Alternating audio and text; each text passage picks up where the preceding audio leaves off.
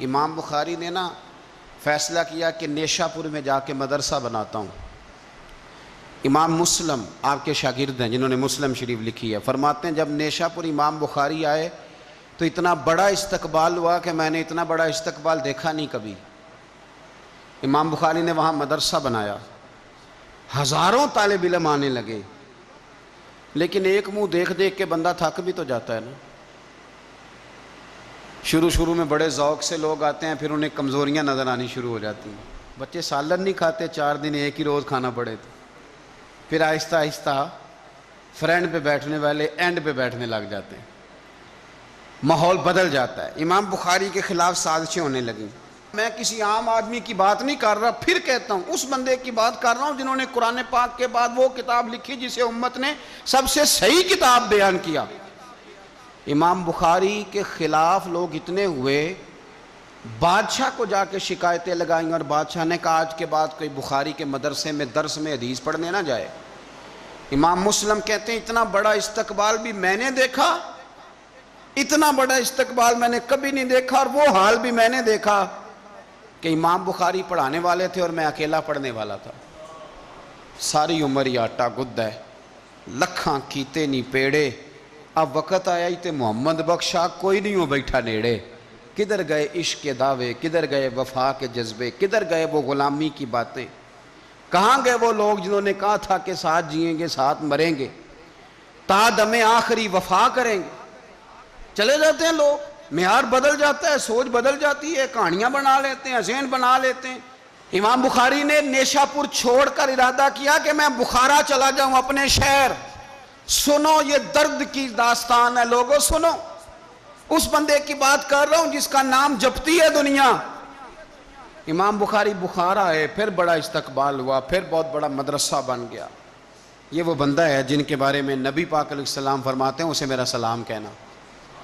یہ وہ شخص ہے کہ شیخ ابو زید کہتے ہیں میں نے خواب دیکھی تو حضور نے فرمایا مجھے کب تک شافعی کی کتابیں پڑھتے رہو گے، میری کتاب کیوں نہیں پڑھتے؟ یا رسول اللہ صلی اللہ علیہ وسلم میں صدقے جاؤں، قربان جاؤں، میں لفظوں پہ وارو جاؤں، سونے آپ کی کتاب کون سی ہے؟ فرمایا بخاری شریف پڑھا کرو، وہ میری کتاب ہے۔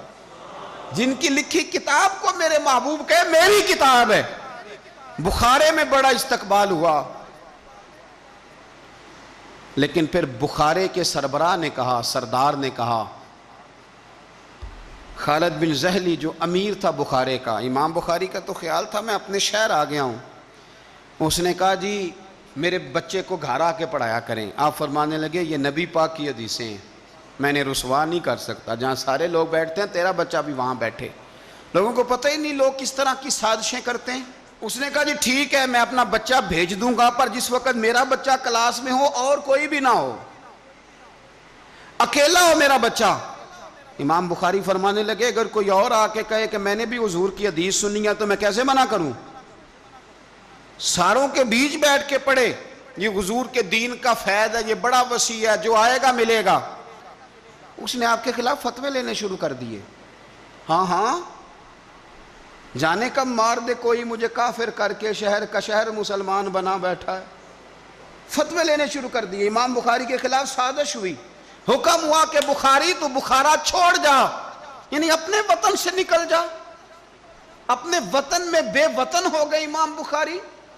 نیشا پور والوں نے نکالا تو بخارا آئے، اس نے حکم دیا تو امام بخاری بخارا سے نکلے، آنکھوں میں آنسو ہیں، لے سجنا اساں توڑ نہیں بائی، اساں جان دیتی رات تیرے، ارادہ کیا سمرقند جا کے ڈیرا لگاتا ہوں۔ حضور کی حدیثیں تو پڑھنی سننی ہے نا یارو، بڑی تکلیف میں آ جاتے ہیں کئی دفعہ دیندار لوگ، بڑی اپنے بھی کئی دفعہ اپنے بھی شکایت کر دیتے ہیں، اپنے بھی پیچھے پیچھے ہونے لگتے ہیں۔ اب یقین کریں کئی دفعہ دل کرتا ہے یار سارے باتیں کرتے تیری نہیں بنتی تھی، تو نہ کرتا۔ ایک عالم کہا کرتے تھے ایک دفعہ کہ کسی ماں کے بیٹے نے ماں کو تانا دے دیا تو ماں رو پڑی اور کہنے لگی پتر درانیاں کہنیاں تے بندا سی، ننانا کہنیاں تے بندا سی، تو تے میرا اپنا سا۔ اور یہ اپنے کئی دفعہ اس طرح کی بات کرتے ہیں کہ وہ کانوں سے ٹکرا کے نہیں گزرتی، وہ تیزاب کی طرح رک جاتی ہے، چھلنی ہو جاتا ہے وجود کے۔ یہ اس نے کہا ہے، اس نے میرے اپنے نے امام بخاری بخارا سے روتے ہوئے نکلے، سمرقند جاتا ہوں، پتہ چلا کہ سمرقند جانے سے پہلے ہی کچھ لوگ کہہ رہے ہیں جی دیکھو ان کے اپنوں نے نہیں رکھا، پتہ نہیں کیا حال ہے۔ امام بخاری رستے میں ایک چھوٹی سی بستی تھی خرتنگ، وہاں رک گئے۔ سنو یارو، پھر کہتا ہوں اس بندے کی بات سنا رہا ہوں جو اس امت کو سب سے قیمتی کتاب دے گیا۔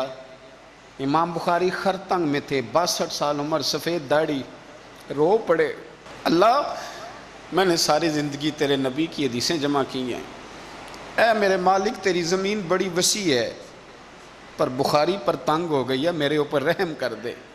امام بخاری نے وہاں دعا فرمائی، دوپہر کو دعا فرمائی، شام کو بیمار ہوئے، رات کو وصال ہو گیا۔ لے او سجنا اساں توڑ نہیں پائی تے جان دتی رات تیرے، مجھے کہہ لینے دیں بے قدراں کچھ قدر نہ جاتی، او کیتی خوب تسلی ہو، دنیا دار پجاری زرد کتے آندے گل ٹلی ہو، او بک بک روسن اکھیاں تکیو ویکھ حویلی کلی ہو، تے کوچ نصیر اساں جدوں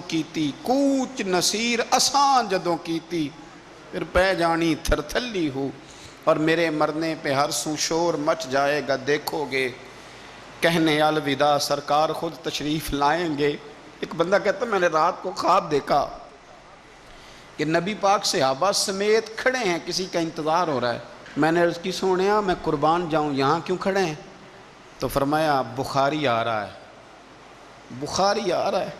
دنیا والے بھول جائیں پر جن کی بندہ نوکری کرے وہ کیسے بھول جائیں؟ اور ویسے بھی اگر مالک کو پتہ ہو نا میرا خادم ٹھیک ہے، مالک اور غلام کا تعلق مضبوط ہو تو دنیا جو مرضی کہتی پھرے۔ میرا آپ سے مشورہ ہے کبھی بھی دین کے لیے کچھ کرو تو بندوں سے نام نیکی کی امید نہ رکھنا، اگر آپ کو اجر لینا ہے تو رب رسول اجر عطا کریں گے۔